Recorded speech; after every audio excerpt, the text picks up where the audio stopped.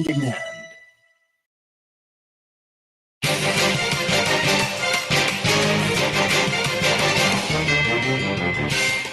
Good afternoon and welcome to WEFM's Midday News, brought to you with the kind compliments of Court St. Vincent Limited.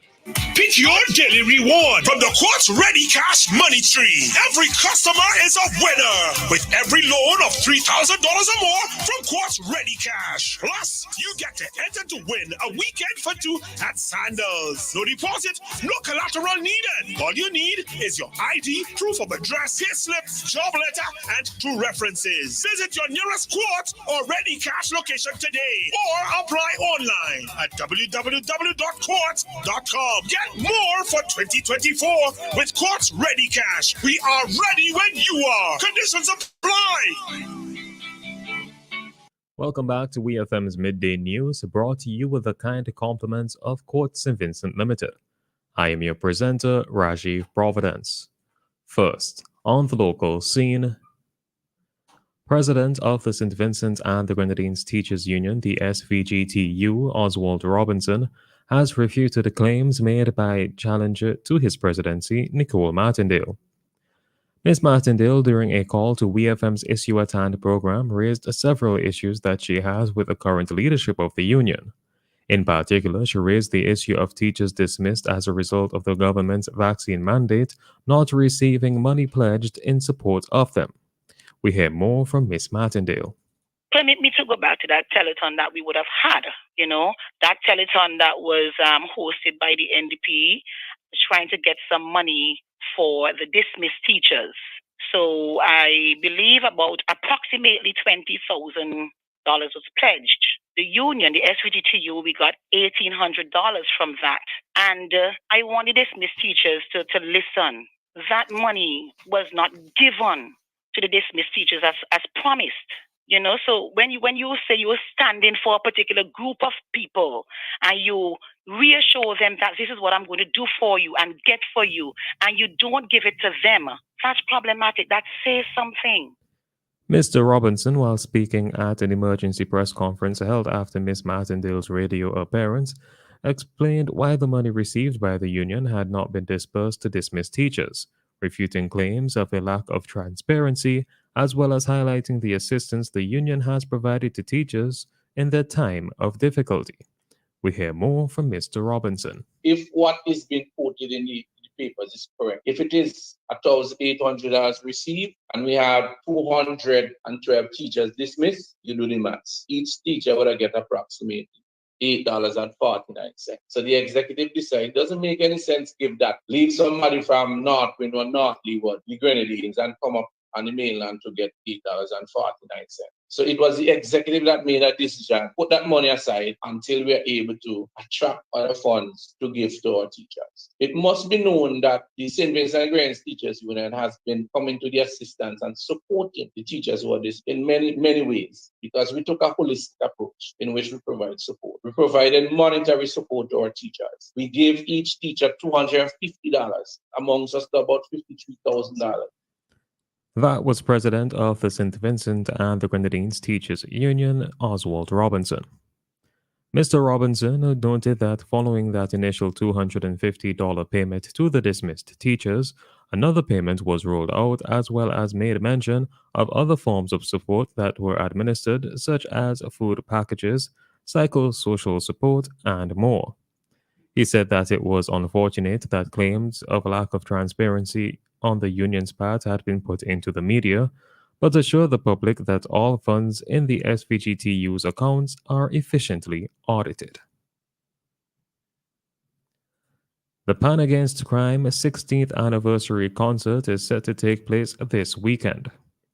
The Royal St. Vincent and the Grenadines Police Force, the RSVGPF, the National Commission on Crime Prevention, the Pan Against Crime Committee, and the Police Band will collaborate to present the concert under the theme Play a Pan, Arrange a Song, Build the Mind, Down with the Violence and Crime.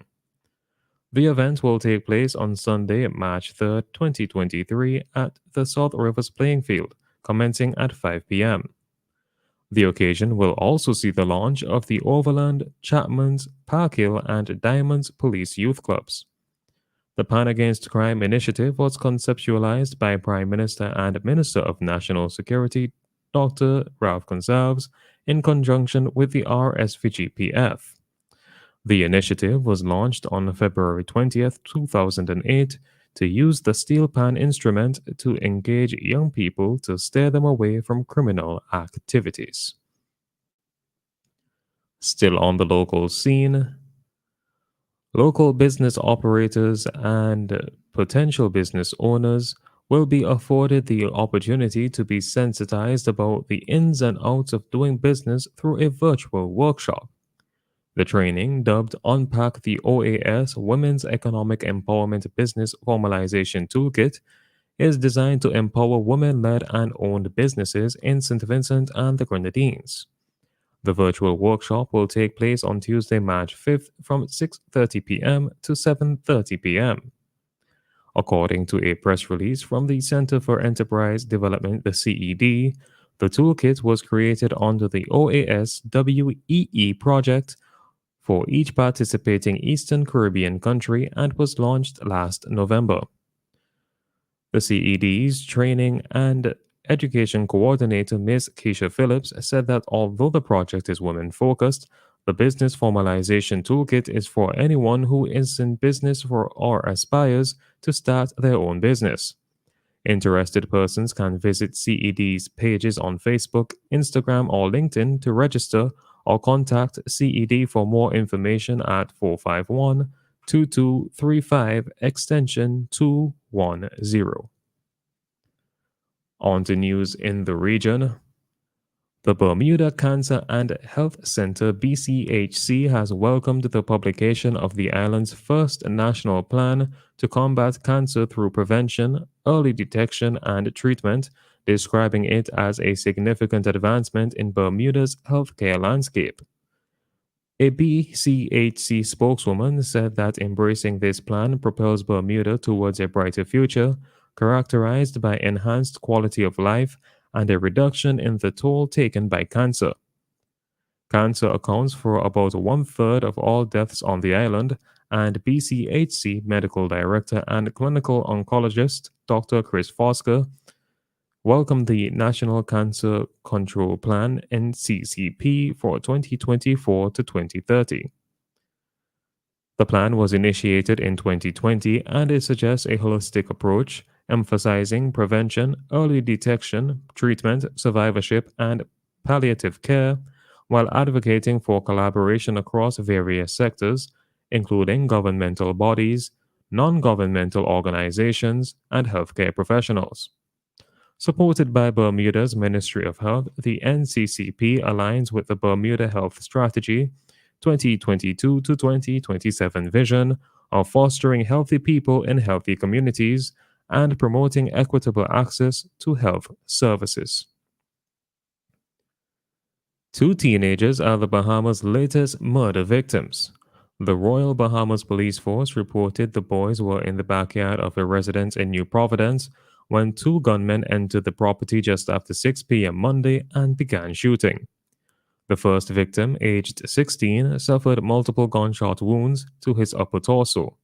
He tried to seek refuge inside the residence, where he later collapsed and died. The second victim, aged 17, also sustained multiple gunshot wounds to his body. He ran away from the assailants, and his body was later found in a nearby building. Their deaths took the country's murder toll for 2024 to 30. Bahamian police have appealed to members of the public who may have any additional information to help solve this matter to contact their Criminal Investigation Department. On the international scene, Prince Harry has lost a High Court challenge against the government over the level of his security protection when he is in the UK. The Duke of Sussex had been trying to overturn a ruling which saw his security status downgraded after he stopped being a working royal. His lawyers argued there was unfairness in how the decision was made.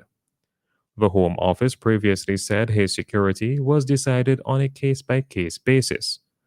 Back in December, when the challenge was made, Home Office lawyers told the High Court Prince Harry would still have publicly funded police security, but these would be bespoke arrangements specifically tailored to him, rather than the automatic security provided for full-time working royals. Much of the legal proceedings, which covered security arrangements for senior figures, were held in private in December, with the ruling issued by retired High Court Judge Sir Peter Lane on Wednesday morning. Finally, in sports, Great Britain's Andy Murray hopes to compete at another Olympic Games before he retires. The 36-year-old suggested on Monday he may only have a few months left in his playing career. However, Murray, who won gold in the men's singles at London 2012 and Rio 2016, told BBC Radio 4's Today program he wants another shot at glory in the Olympics. The three-time Grand Slam champion ranks his gold medal from 2012, when he defeated Roger Federer in the final, as the top achievement in his career. Murray expressed doubts about his future in the sport as far back as 2019, but resurrected his career after having hip resurfacing surgery. This has been WEFM's Midday News. I have been your presenter, Rajiv Providence. Join us again at 3 o'clock for WEFM's 3 p.m. news. WEFM's Midday News is brought to you with the kind compliments of Courts St. Vincent Limited. Switch to a ready cash loan today. Bring your loan to us and get 25% off your interest rate. Get flexible payment terms, fast approval, and hassle-free service, so you can do all the important things you need with ease. All you need is your ID, proof of address, payslip, job letter, and 2 references. Visit us in store or apply online at www.shopcourts.com.